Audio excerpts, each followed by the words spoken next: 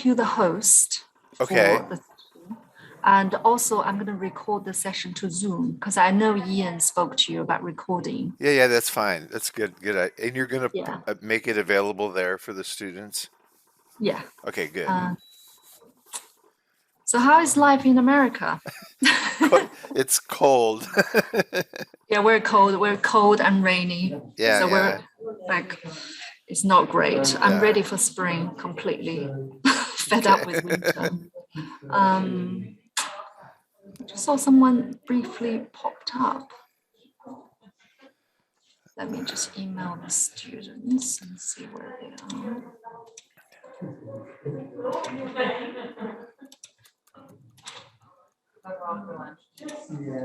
It's like I can hear. I can hear. Live television show.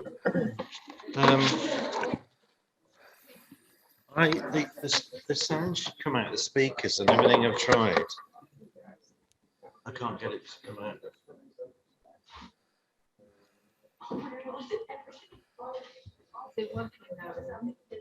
So there's no the sound should be coming out of there and it's not, so I don't know why that.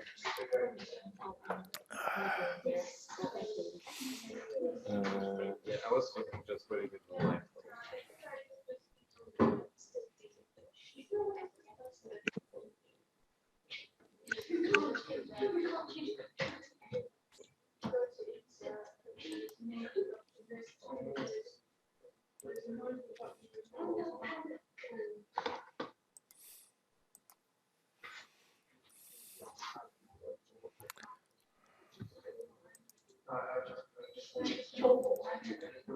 One, two, one, two, one, two.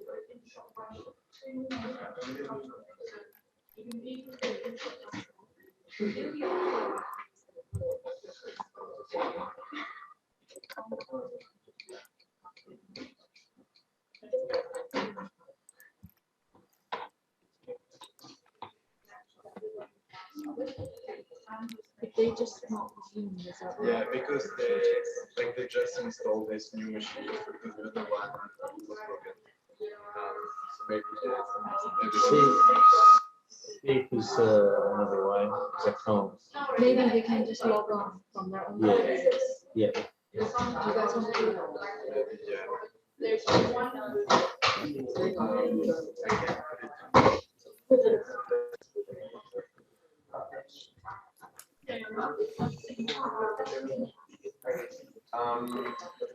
From here? Yeah, we can. It's just we don't have the access. But we can do first. You don't really say I'm gonna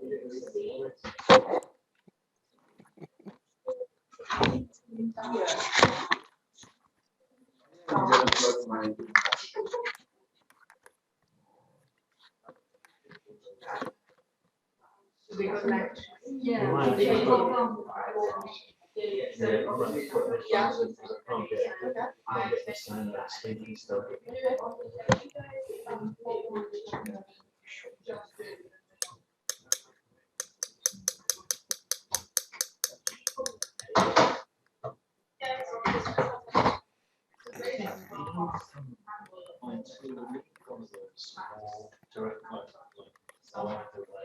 Those kind of conference.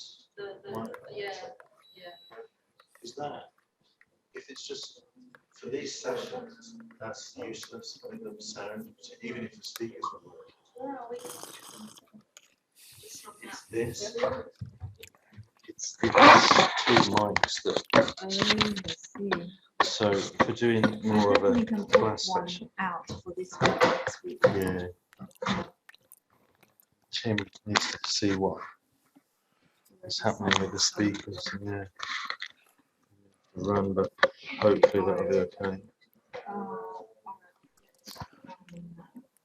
Is everyone on?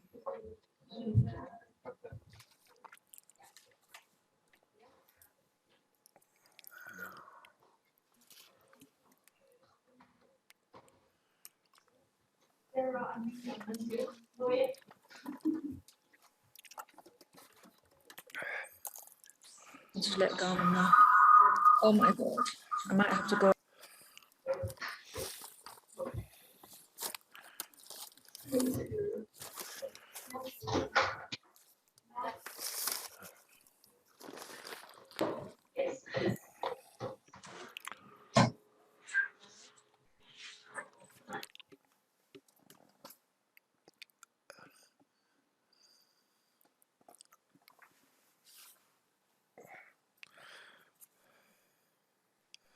Hello, Garman. I'm just sort of waiting for the students to set up. We should be ready to go now. Okay. I'm going to continue recording. I'm going to make you the host. Okay. To start the session. Okay. Recording in progress. Host.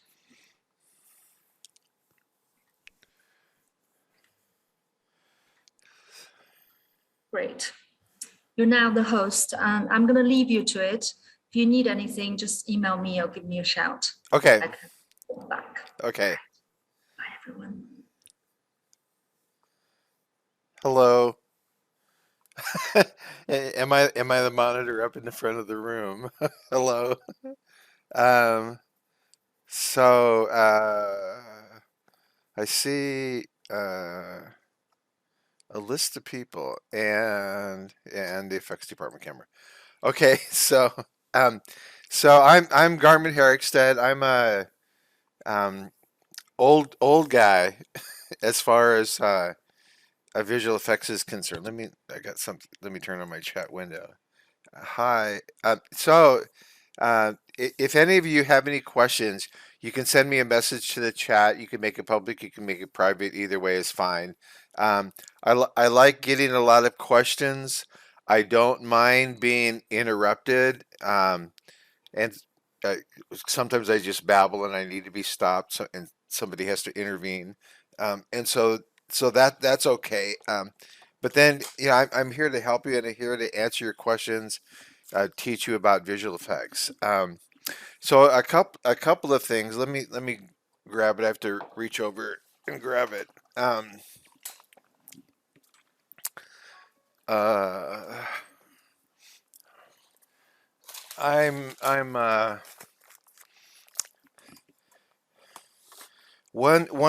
One thing about working, and I think this is kind of true for every career, every job, is keeping notes.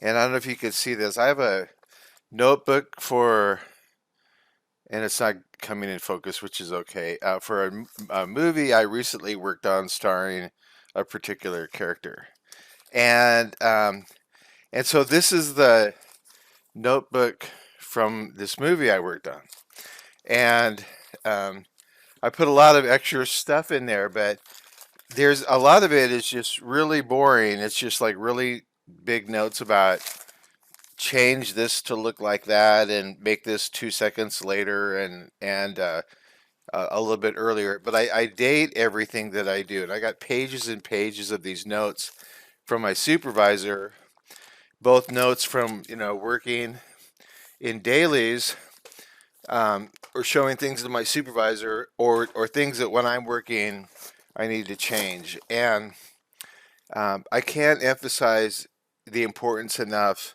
of taking notes in our career. There's too many things for us to remember. And if you're brand new to Houdini, my mouse fell off. You're going to get bombarded and walloped with new information, and there's just too many things to remember. And so I encourage you to take notes. So that's the first thing I want to talk about, and I'm gonna share my screen with you and show you some examples. So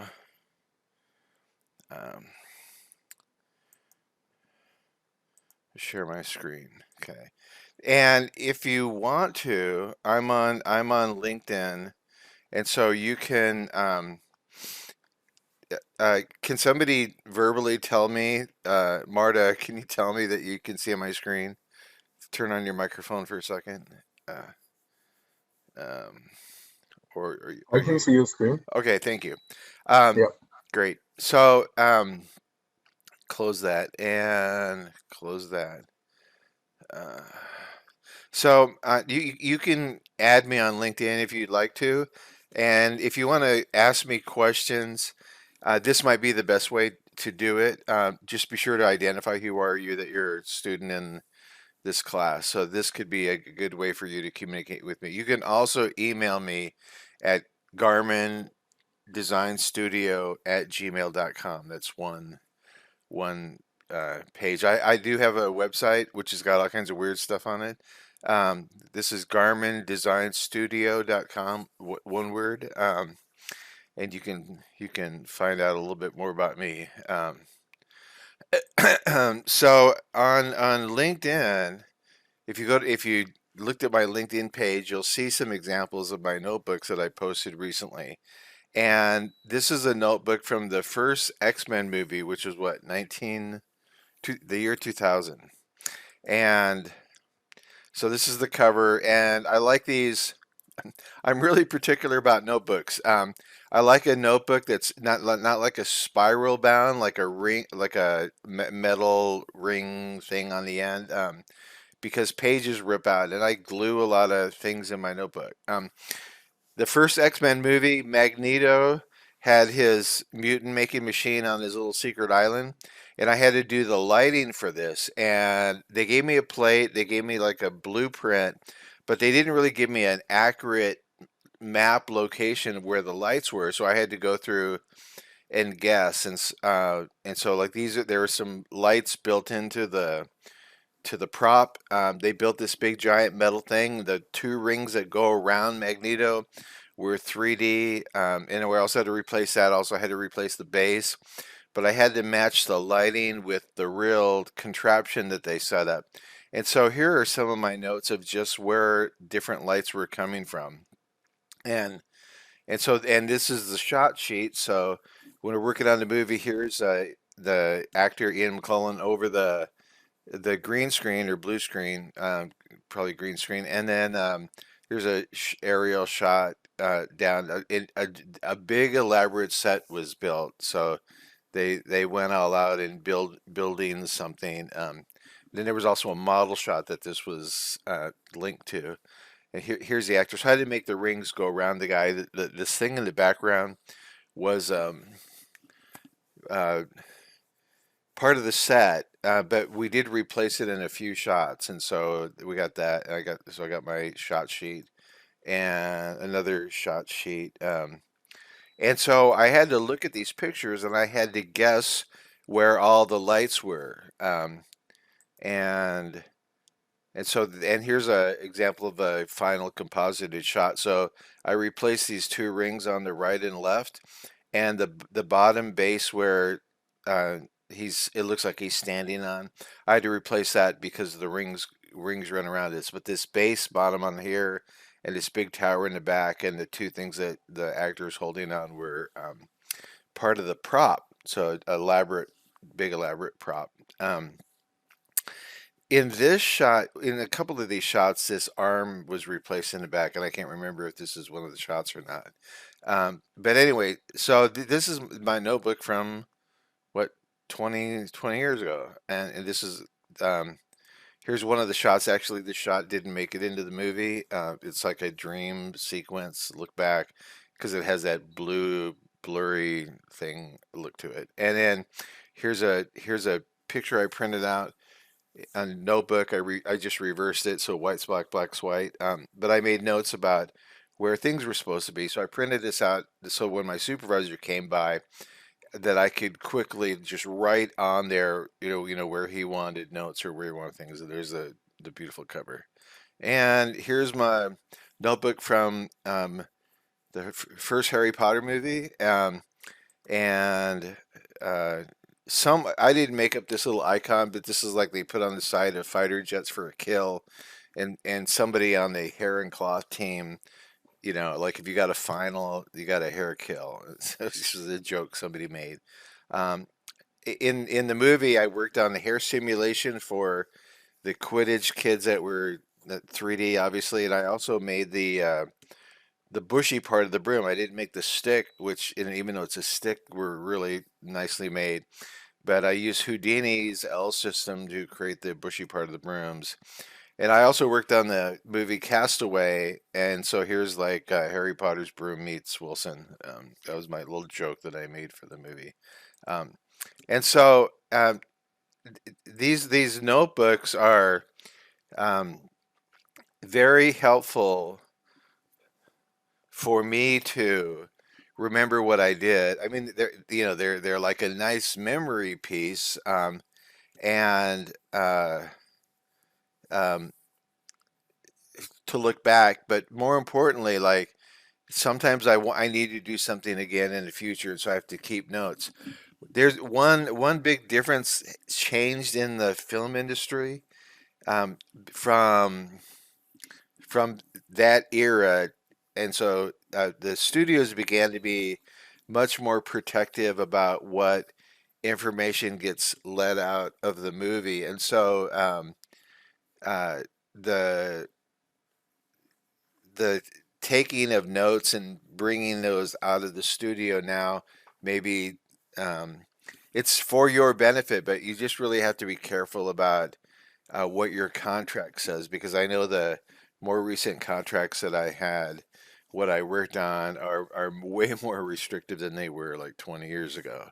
And so just be aware of that. But your notebooks is your knowledge, and so I encourage you to take care of that. For example, the notebook that I showed you for this other movie that had that famous actor on there, in that notebook, I have absolutely no screenshots, printouts, anything that has to do visually with the movie.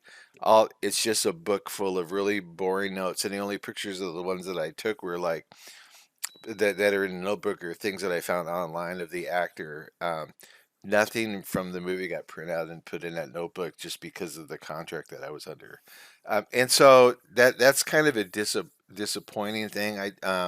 But the information inside it, like like how did we do this in Houdini, or so that's really the important part of the notebook, is like what term is used. And so the when you're going to study with me and you're going to go through my videos, the important part is all the things that you're going to hear me say that you don't understand. So if you're brand new to Houdini, and I'd like to get a little background from you, um, about your background. It should be just helpful for me to understand where you are. But you're going to get bombarded with new terminology, and I know when I teach, I show things, it's going to go super, super fast. And so there's no way that you're going to remember all of it. So taking notes is a really good way. On my um, so anyway, notes are important, and a couple of things are important, like terminology is important, like math expressions are important. When I first began learn Houdini, I started learning Houdini with like 0.9. I got a early release right before it was released. Previous to that, I was using um, Wavefront Advanced Visualizer, which became part of Maya. So there's Advanced Visualizer code of this software, from this company called Wavefront inside Maya. There's still remnants of it there. And I was using that, and I was going to work on a TV commercial. I was working in Singapore, and I had to do a TV commercial with fire, and I had to choose between a software that had fire and another software was from a company called Alias, which bought Wavefront, which is became Maya. So Alias is part of part of Maya as well. This other software from a company called Alias, and so they combined, and they had a really cool fire tool. It looks primitive compared to today, but then it looked pretty cool. And so I tested it, and it looked nice, but it just took like a unbelievable amount of time to render. And this is back when we're rendering for television, PAL TV. Singapore was the same as the UK. It was like a 720 by 576, something like that, pixel resolution image. And so compared to today, it's really dinky, but back then it was huge. And it just trying to render something fire with it. And so I got a demonstration to work on Houdini. Back then, the main product that was being released from Side Effects Software was called Prisms, And so sometimes if you encounter Houdini thing, you'll see this word prisms pop up, and that's like the name of their software before Houdini. Is basically a big interface change. And so I got a demonstration for prisms, and one of the owners of the company. He was in Singapore on a worldwide like promotional trip, and he gave me a one-on-one. And back then, the price of the software was 24,000 US dollars.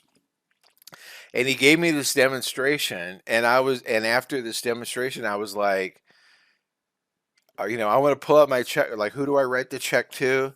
Because the things that I could do with this software were so different from my competitors. I knew that if I could master this software, I could do things that other people couldn't do, and I could do it quicker and just be more innovative. And so then I made this decision. I'm going to buy this software. I know that I'm going to make a good business with this. And then when I was going to buy this software, then the Houdini came out, the new version. So then I just started with Houdini 1.0. So the first version of Houdini I ever worked with was purchased was 1.0. And just as I expected, I was busy from day one working on stuff, and I was able to do things that my competitors weren't able to do. But at the same time, I was totally confused by this software. Fortunately, in Singapore, and maybe part of the reason why I bought it, but there was a school there teaching this software. And so there was a teacher at this school that gave me a few tips. His name's Peter Bulmar. He's a visual effects technical management guy in Vancouver. I can't remember his real title, but I'm still friends with Peter. It's funny that we were a few blocks away from each other in Singapore, and then we worked in Canada. Not at the same company, but I was up in Vancouver for a while. Anyway, so that's kind of how I got into Houdini, because I wanted to do things that other people couldn't do, and I wanted to. I just like the way that Houdini worked, and so that was my um, deal for doing Houdini.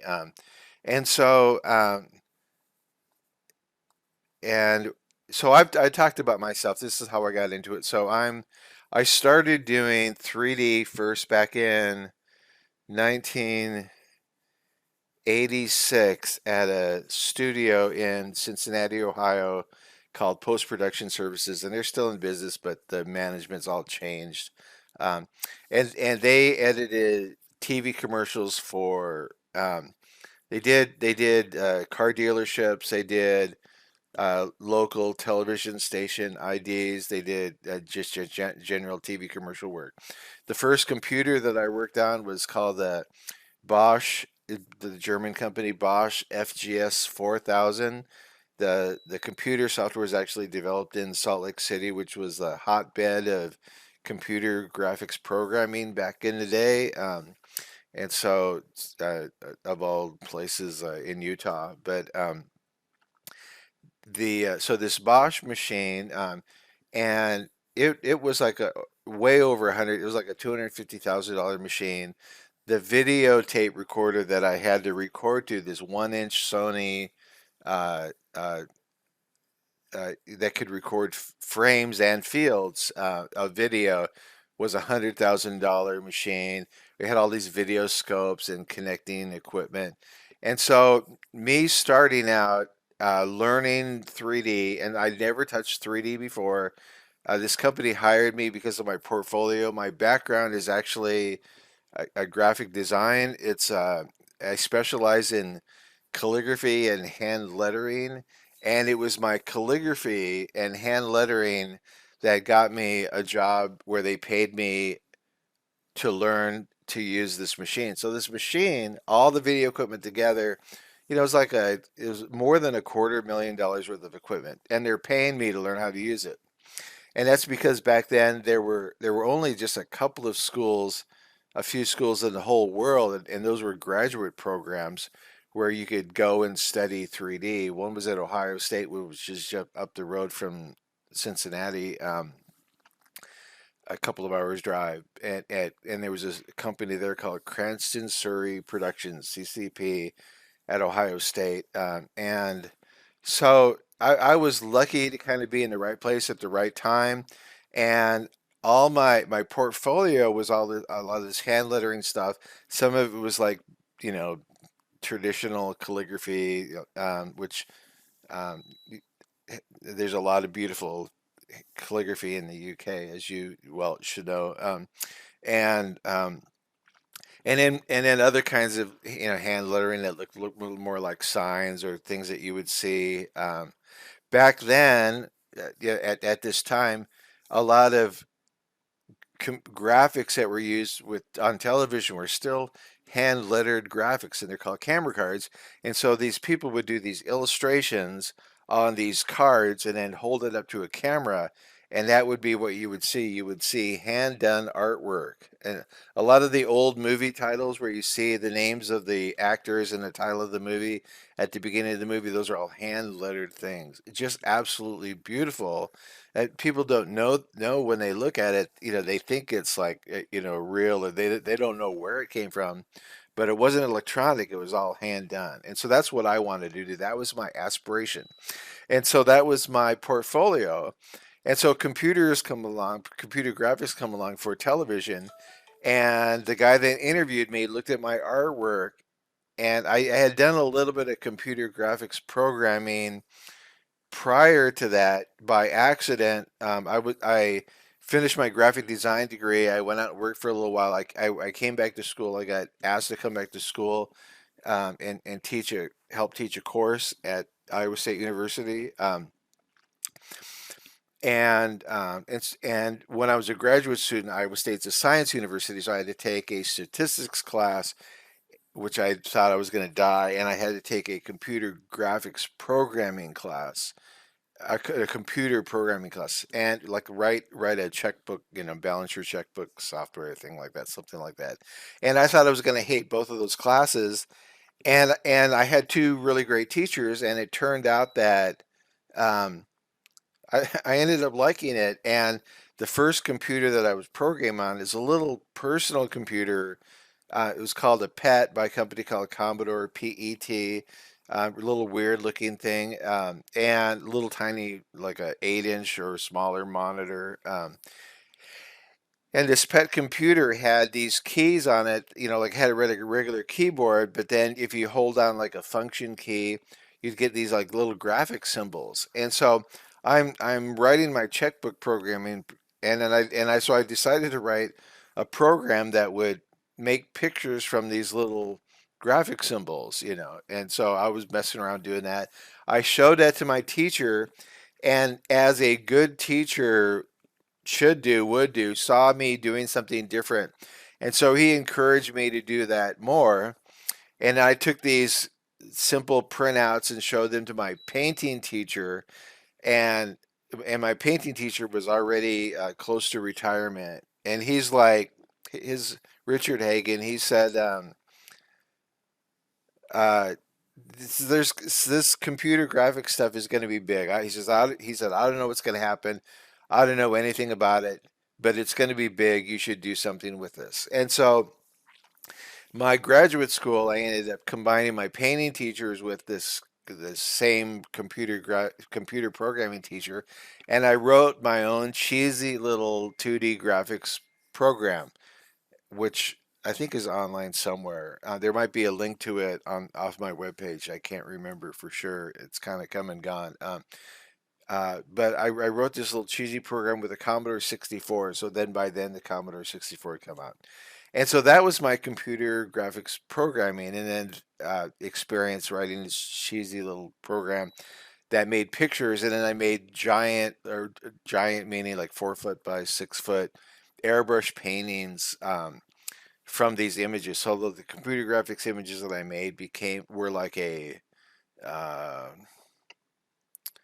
sketch, like an idea sketch, and then from that idea sketch, I made a big painting. So that was my thesis, was that this experimental computer graphics stuff was a idea generating device. And definitely for sure, because of the limitations of the software or the features of the software, it definitely made me do things that I would normally not have done. Um, and so that's definitely a big development in my um, career, which I kind of got into a little bit by accident, and then but I graduated from school. I was still pursuing a lettering degree. I uh, had no thought at all about trying to find a job doing computer graphics. Zero, zero. It wasn't on my radar, and partly because there was almost no career for it. There was just a few companies in the United States. One was Cranston Surrey Productions in Cincinnati. The other one was Robert Abel. The other one was Omnibus, uh, and Digital Pictures, and just this, and then and a couple more. I can't think of the names right now, but very, very, very small and difficult to get into. And back then, I thought that level of computer graphics is completely different from my experience. Like, no way that am I going to work in that kind of stuff. And so I took my little hand lettering, and I still was wanting to be a hand lettering, calligrapher, hand lettered artist. I got a job in Cincinnati, Ohio. I was living in Iowa. Ohio's another part of the Midwest. Working for Gibson Greeting Card Company. They were the number three. Hallmark was number one. American Greetings was number two, and Gibson was number three. And they hired me. I moved myself out there, um, and I joined the company. And then my first week, I realized that the culture of this company, I was like, I don't think that I'm gonna fit in this company too well. And then a couple of the old, like, there was this nice, sweet little old lady who painted these nice little like paintings with of like a snowy Christmas scene, like just like you would see on the cover of an old greeting card, a beautiful little painting, for Christmas, the warm lights coming from inside the house. She came over to me and she said, "You need to get out of this company as quickly as possible. It's going to ruin your career. Unless you have another reason that you need to stay in Cincinnati, leave this company." And I was like, "Oh no, the sweet little old lady's telling me to get out." And then a couple other people told me the same thing. And then I began to sense the vibe of the company that, and the company has since gone out of business. And for me, it's like no surprise that it did. But so I'm stuck in Cincinnati and I'm looking for a job, and and a school opened up. So I had my master's degree. School opened up, and they had gotten this 2D graphics computer, like basically a super cheesy early version of what Photoshop is like today. Paint, like a paint software. And um, they hired me because I had some computer graphics experience plus a master's degree. And so I taught at this little private art school. It was a graphic design program. And so and with, and so I got hired to teach this early 2D software, and I did that. And then in Cincinnati, there's this company, Post Production Services, who had the 3D stuff. And so I took all my illustrations. I took my cheesy computer graphics that I did in college, and then some of the graphics that I did teaching in this school, and all my illustrations, all my hand lettering stuff down to this company. And I had an interview with this guy, Mark Stover, and he looked at it, and it was exactly the kind of person that he was looking for. Because back then, you had to train somebody to do it. You couldn't say, there's a Bosch FGS 4000 operator, and if you could find one, you'd have to steal them from another company. Um, and so that's how I got into the business, completely weird by accident. And how does that relate? How does this old story relate to you guys? So that's the important part, is that so now the computer graphics industry is this big, well-oiled giant machine, and it's kind of, I mean, it's definitely taken on a life of its own. and everything kind of has a look to it, and companies are using computer graphics in a certain way. And but for me, when I look at everything, I think there's still so much stuff not being done, different styles of work. Um, and so like we see like Pixar animation, so full computer graphics. But it has a look. It has a Pixar look, and it has kind of a Disney look to it, you'd say. And then Disney animation like has a Disney look to it, like the Frozen girls, you know. And so these computer graphics characters, they all kind of look like they're all related, sort of. But in the world of art, when you have art and illustrators and paintings, there's still so many styles of art that are not incorporated into computer graphics, and being done. And so there's a whole bunch of looks that are not being done. And partly I think it's difficult, and partly it's new technical things have to be devised, but partly people are scared. They want to keep doing the same old thing, and which is a danger to an industry. And so there's that area where do you go to explore in our career? Do we learn how to do something just to keep doing what everybody else is doing, or do we want to go off and venture something new? And there's a case for both.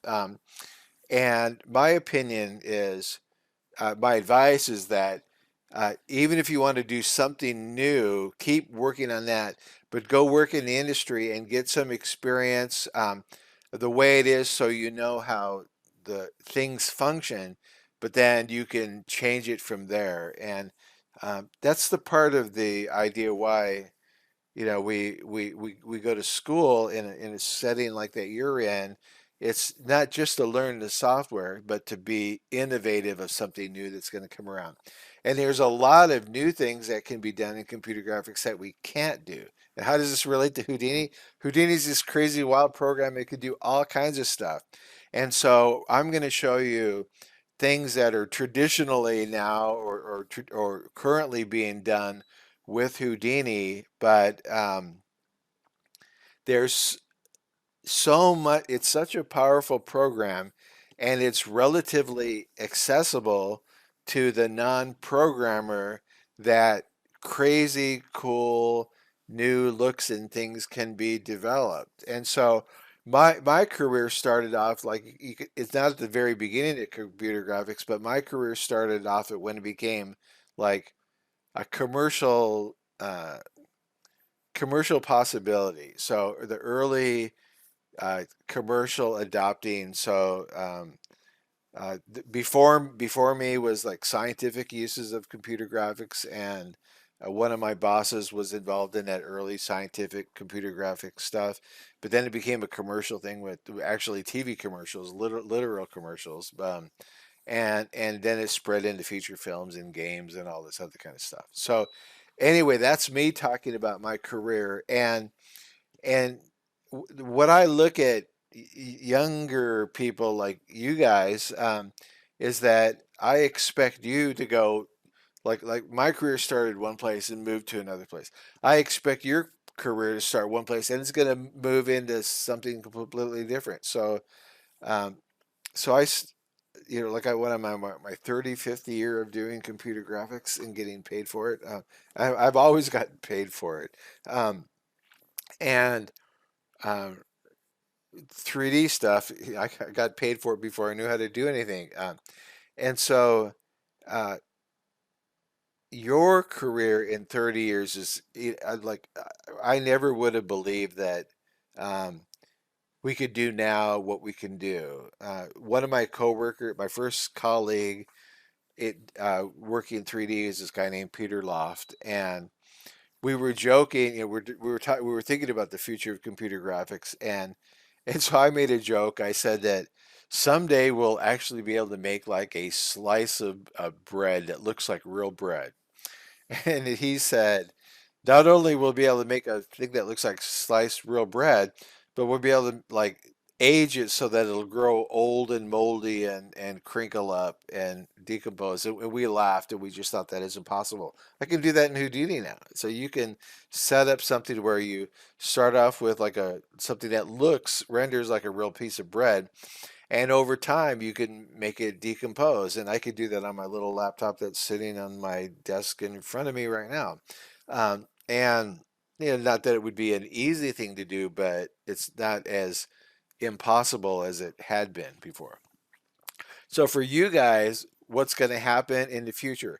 So in this class, I'm trying to teach a few different people, and I would like for you guys to introduce yourselves to me about you know what you want to do with your career. Right, even though that might change, might change next week, it might change in 6 months, and so, but just kind of where you think you're heading. I want you to think about introduce. I want you to introduce yourselves to me, and also your current background in any kind of 3D thing or 2D software, what you're familiar with. So first, uh, tell me about your background, about what you know about. Houdini or 3D or anything. And if you don't have any, it's fine. Don't worry about it. I just need to know where you're coming from. And also then I want you to tell me a little bit about what you hope that you'll be able to do, even though that might change in the future and it might change next week after I show you something. And so if you could, one by one, turn on your screen, and your camera so I can see you, and give me a short little introduction of yourself. And could we start with Danny?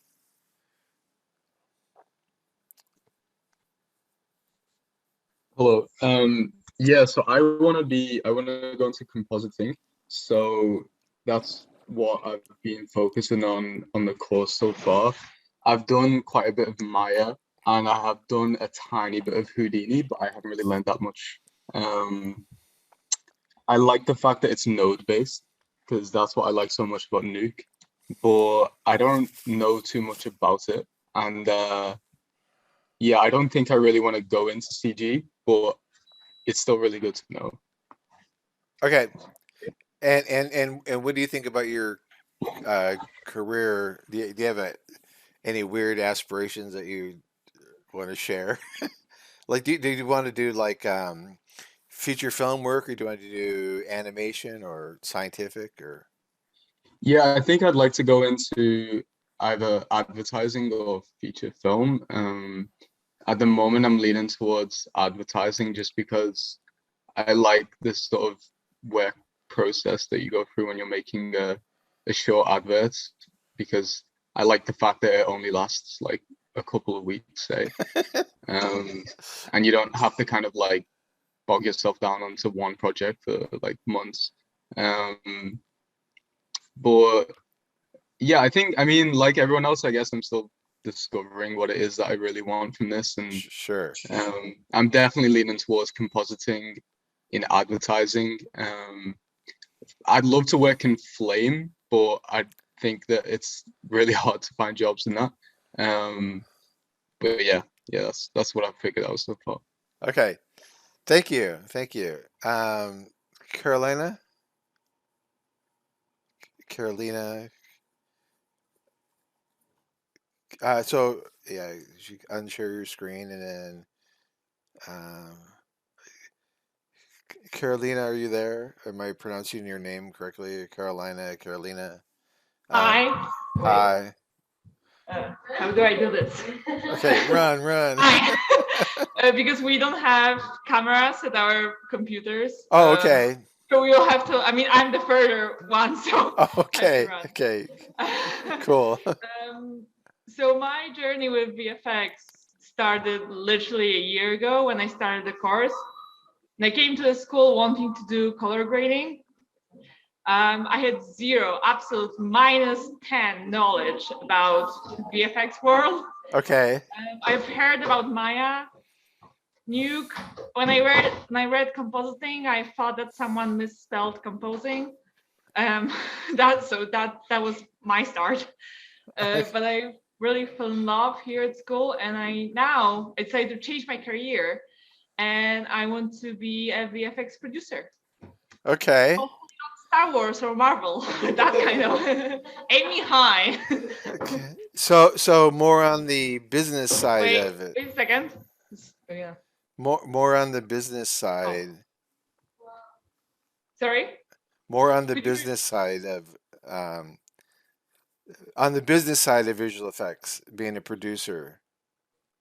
Yeah, organizing, telling people what to do. Right. Yeah, but I really want to, even though I'm not gonna work with the software itself, I really want to learn stuff to understand the workflows and what people are going through, and maybe like to learn what's like the most common problems that people have, Okay. and try to like prevent that. Especially now looking at how the grad season looked this year, I think all of us learned a lot for the next year, how we're gonna like handle stuff. Okay. So, but I'm very excited to learn Houdini. I have heard about it, obviously, but but I have never used it. Okay. Okay, great. That helps me a lot. So, because I want to make sure that I'm addressing everybody's issue, and there's definitely things in here for the future producer. Okay, thank you. Can you just pick somebody to come after you? Okay, Oliver. Yeah. Thank you. Thank you.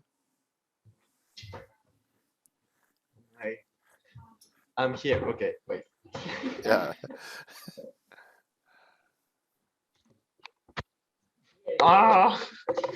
Okay, I'm gonna sit on the floor.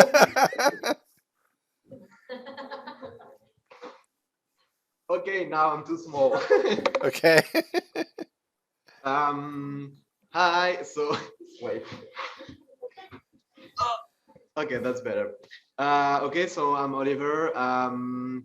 I graduated in a BA in directing, and now I'm specializing in CGI.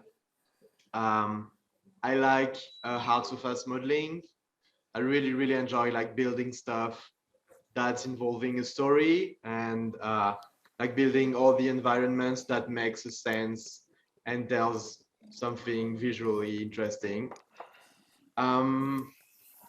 I'd say I don't really know for later. I just hope I'm gonna be working on feature film or series. I quite like series, and usually something that happens in something different than our reality. So it can be period thing or fantastic sci-fi stuff like that. Okay. I never touched Houdini, but I really enjoy watching tutorials because it looks amazing, but I've never touched it. But I've watched a lot of tutorials just to see what we can do, and that always looks amazing. Really looking forward to try it. Well, one of the cool things about Houdini, like there's some other programs that are better at like a traditional modeling software other than Houdini. But as far as modeling is concerned, Houdini can do some crazy, wacky modeling that other softwares can't even get close to. And sometimes that's even deforming, like so you get the model from somebody else, and then you take that into Houdini, and then like I had one student before she made like the little nematodes or things crawling underneath her skin, and so she took a video of herself and then she modeled her arm, projected the geometry on there, and then made like it looks like there's animals crawling underneath her skin, Wow. and so Houdini has got modeling possibilities that are very different from Maya or Modo or something.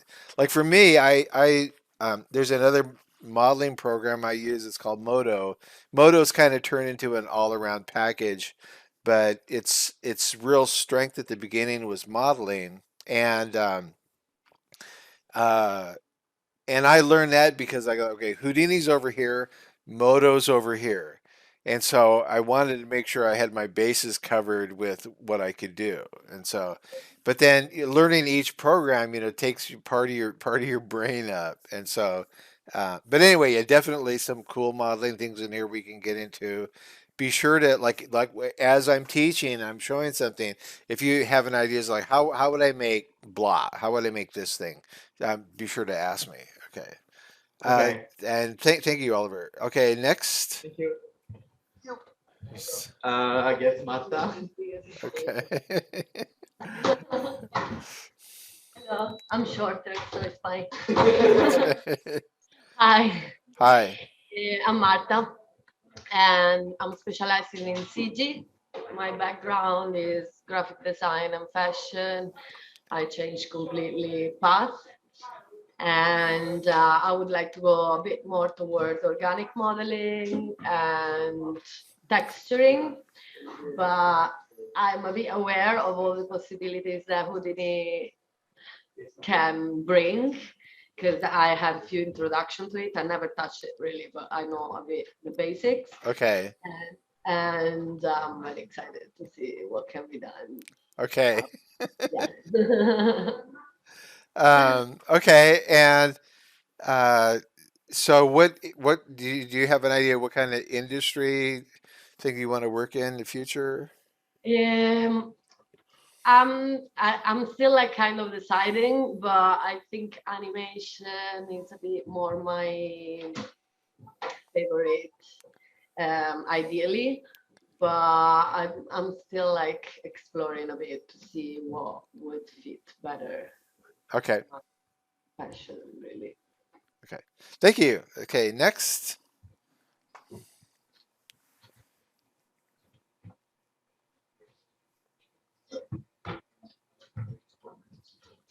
Hello, Hello.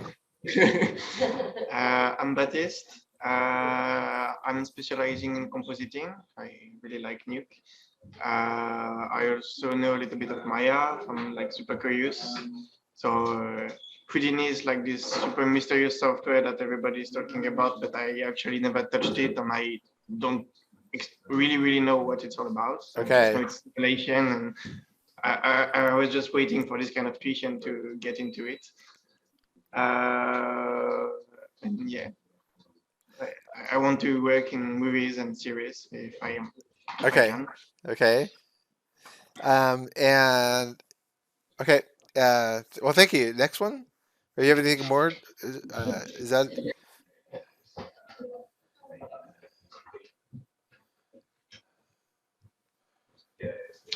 Yes. Hello. hello? Hello. I am Sarah. I graduated as animation 2D animation student. I worked as a graphic designer and video editor, and I'm specialized now in CG. And I want to work in something that combines advertising, animation, and CG together. And I have no idea about Houdini. Okay. Okay. Well, thank you. Oh, and happy Valentine's Day.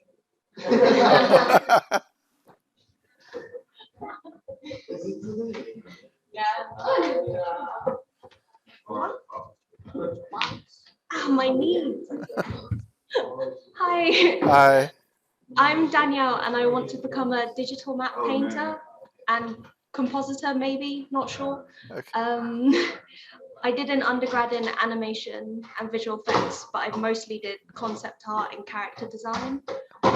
And I'd love to work in the movies or series, because who doesn't want to have their name in the credits? Um, What movies are you interested in? If I can get like the big five or like the big four, so Marvel, a Bond film would be great. Star Wars would be nice. Maybe a Fantastic Beasts would be great. Okay. But we'll see what happens. Okay. I've done a bit of simulations, but only in Maya. Okay. I'm looking forward to trying out Houdini because Okay. it's amazing. Okay. Thank you. Okay. Thank you. And is there anybody else? Is that it or? The rest is only colorists. So it's the whole VFX pack. So we got everybody then? Okay. Okay. Yes. So let's we're going to take just a couple of minute break, and then I'm going to just stay online here. And so you can have a couple of minute break, and then I'll be back. So let me put on my timer.